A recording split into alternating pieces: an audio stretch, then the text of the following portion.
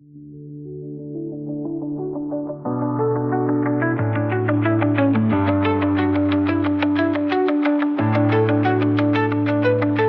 Virgo, your February 2026 forecast on the screen, your event chart. Your ruler Mercury very close to Venus in the friendly sign of Aquarius. Now Venus can be very creative in the 6th house. Aquarius energy can be innovative, and Mercury of course can be about communication as well as about precision. Now if you're a maker or a creator, getting together with other people, whether it's in a physical sense or even online, can be a really enjoyable thing for you to do as you come into this month. And that connection, that sociability that comes from Aquarius, a fabulous way to share ideas and inspire each other. But if we think about the big picture for you, Pluto, the planet of change and transformation, but also deep power, first moved into the 6th house of your chart, where he still is, for 10 weeks in March 23. Now he's been in Aquarius full time since the end of February 24 and has been asking you to become more conscious of some of the things that could change around your daily routines, some of the things that may have worked well for a long time, perhaps around your job, your attitude to diet, fitness, exercise, sleep. He's asking you to think about all those things and perhaps reform them, because Pluto can be about rejuvenation, rebirth, as much as making us more conscious of what we may need to release. But just note that Pluto is very close to Mars as you come into this month, and that combination could give you a degree of punchiness if you feel that someone's being unfairly critical. But you also need to be conscious that you could use that yourself. And because the full moon occurs later on the 1st, the moon moves into the sign of Leo, and 12th house full moons are particularly complex. The 12th house in traditional astrology is said to represent secret enemies. I think in a modern context, the 12th house is more to do with our psychology, but it may also be to do with the parts of life we don't really want to look at. So the shadow side of our personality, perhaps how people perceive us in a more negative way. And I feel the first 2 weeks of this month do give you the opportunity to connect and celebrate an interest or hobby you've got with good buddies. But at work, if there is an issue that's been festering beneath the surface and hasn't really quite been working, now you may be conscious of this, you may not be, then the possibility is that an opponent or a critic might start to stir things up, but they won't necessarily tell you straight out. The 12th house, unfortunately, can be to do with the dark arts. So just be aware that you will need to be on your game with the details, which you're usually brilliant at, but there may be something that is shifting because of Pluto that you're not actually wanting to change. But the more you hold on to how it has been, even though it is changing, the more painful the process can be.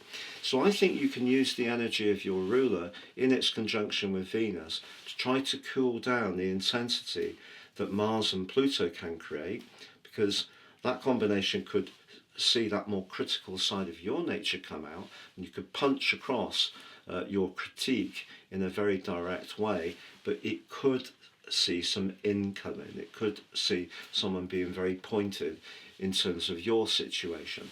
Just also be aware that Jupiter, the planet of growth and optimism, is in a retrograde as we start this month in the friendly 11th house, but isn't aligning quite so well with Mercury and Venus. So there may be certain fair weather friendships that could be tested a little bit earlier in this month. Now Uranus, the planet of rebellion and freedom, has been in its 5-month retrograde since the 6th of September. But when that process first began, he was in the part of your chart to do with your connection to the world, your work. More recently, back into the part of your situation to do with being more freedom-loving and perhaps also more spontaneous. But he is going to be challenged in 2 phases this month, despite going direct. However, on the 6th, your ruler does go into your opposite sign. Mercury in the 7th house asks us to sharpen up our listening skills, but that's difficult in the dreamy drifting energies of Pisces. So important to work on that, but he is followed on the 10th by Venus, and Venus in the 10th house is as good as it gets. It's also exalted in Pisces, so loves to be here, and they're going to be followed by, on the 18th, the Sun. So relationship matters are going to come much more sharply into focus through the second half of this month. But I feel the big news story a lot of astrologers will be talking about is Saturn. Saturn returning to Aries on the 14th, and it's going to be there for the next 2.25 years. However, of course, Saturn did have a brief visit last year. And if you remember, from the end of May to the 1st of September, if there were any tensions around shared finances, long-term investments, they may have showed up then. Saturn can be very scrutinising, and it can be difficult, but it can bring opportunities. If there's a more entrepreneurial part of your nature that you haven't been using, Saturn could push you to engage with that over the next couple of years. Of course, Neptune moved back into Aries last month, and the two come into an exact conjunction on the 20th of this month. The last time they did that, the Berlin Wall came down. So it is a big deal, and for you, I feel there may be something around your deepest connections that you need to become more conscious of. In some ways, Saturn can ask us to be firmer around guardrails, so more aware of boundaries, but at the same time, Neptune can dissolve boundaries. So it's a conundrum. But the thing is that Saturn is going to move forwards quite quickly this year. But if you are thinking about those shared finances or long-term financial planning, I think some extra care is needed. But on the 17th, the first of a new eclipse series, of course, one still going on between your sign and Pisces, but this one is in Aquarius, the first for 8 years. Aquarius, again, about those everyday routines, your approach to health, fitness, diet, well-being, and so forth. But this one clashes bitterly with Uranus. And for you, the 6th house where this occurs, just like those planets at the start of the month, is really celebrating your ability to be very applied, very conscientious, take your responsibilities seriously. But because Uranus is pushing this solar eclipse to make you aware of where you feel hemmed in, limited, or held back, the following 6 months could see some disruption around your work, particularly, I feel. So if you don't really feel that all that application you've shown is really being appreciated in the current situation, it does point towards some kind of evolution. The Sun playing catch up with Mercury and Venus on the 18th does help you to work on your connections to others, but on the 26th Mercury goes retrograde. So however much you try to reach into how other people feel, the signals you get back could be a little bit confusing through the end of this month. But just be aware that friendly Jupiter forges a beautiful alliance with Venus through the last week. And if there is one friend that you have a special accord with, it could be more than just spending time with each other. It may be that there is a romantic attraction attached to it too. But through the last week, Uranus is back in action, clashing with Mars.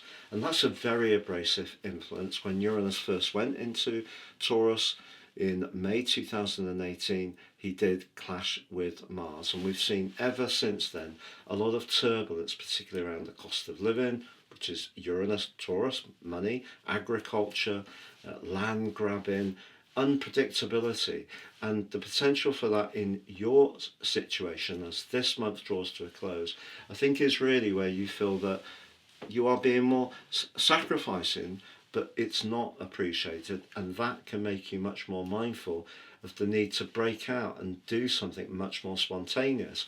So however much you like to keep things very much in a rhythm, to have that routine that's very neatly calibrated, I feel towards the end of this month, if there's anything that's very inhibiting for you, or isn't very pleasant and people are taking you for granted in any way, you could find yourself by the end of this month really wanting to stage a major rebellion, but the rebellion most of all might be against yourself and your preference for a meticulous metronomic lifestyle, which may really need to change at this present time. Thank you so much for joining me. Please do like, hype or comment the video. If you've yet to subscribe, do so now.